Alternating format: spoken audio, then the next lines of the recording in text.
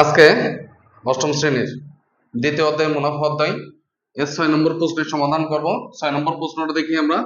বার্ষিক শতকরা মুনাফা কত হলে 13,000 টাকায় 5 বছরে মুনাফা আসলে 18,850 টাকা হবে? এখানে আসল কত টাকা? আসল পি সমান সমান কত টাকা? 13,000 টাকা না? 13,000 টাকা। ওকে, মুনাফা আসল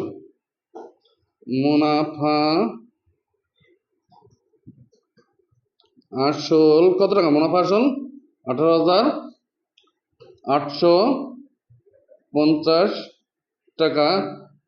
অর্থাৎ মুনাফা আয় সমান সমান কি হবে? 18,850 মাইনাস 13,000 সমান সমান কত টাকা বলো দিন? এটা থেকে এটা বিয়োগ করলে 0, 5, 8, 5 এত টাকা, 5,850 টাকা। এটা বুঝতে পারছো? এত টাকা। তারপরে সময় কত বছর? কত? 5 বছর দেয়া আছে না? 5 বছর। তারপরে কি আছে? মুনাফার হার। উত্তর কি চাইছে? শতকরা মুনাফার হার চাইছে না? তাহলে এখানে কি লিখবো? মুনাফার হার আর সমান সমান জিজ্ঞাসাবোধক চিহ্ন, তাই তো? হ্যাঁ, ওকে।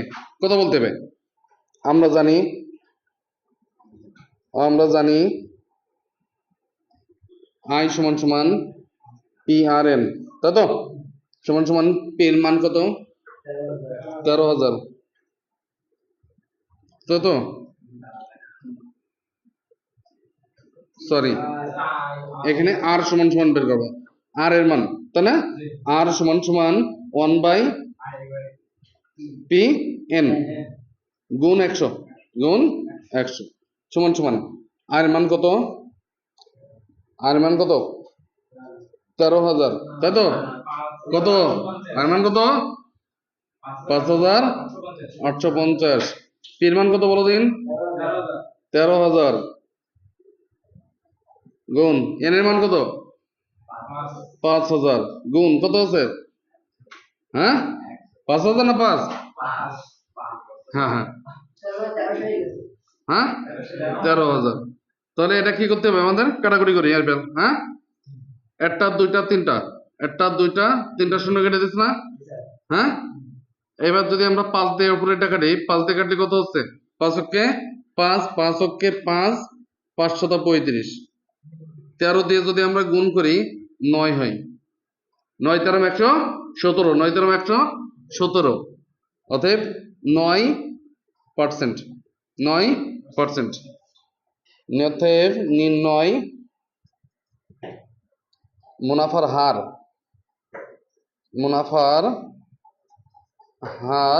9%। বুঝা গেছে? এটা বুঝতে পেরেছো সবাই? অতএব নির্ণয় মুনাফার হার হচ্ছে 9%। আচ্ছা, খেয়াল করি আমরা। যদি এই অঙ্কটা বুঝতে সমস্যা হয় তাহলে কি করতে হবে? অবশ্যই আমাকে জানাতে হবে, বা এর ভেতরে কোনো ভুল ত্রুটি হলে অবশ্যই আমাকে কমেন্টস করে জানাতে হবে। যে এখানে আমার বুঝতে সমস্যা হয় সেটাও আমাদের কি জানা নিতে হবে।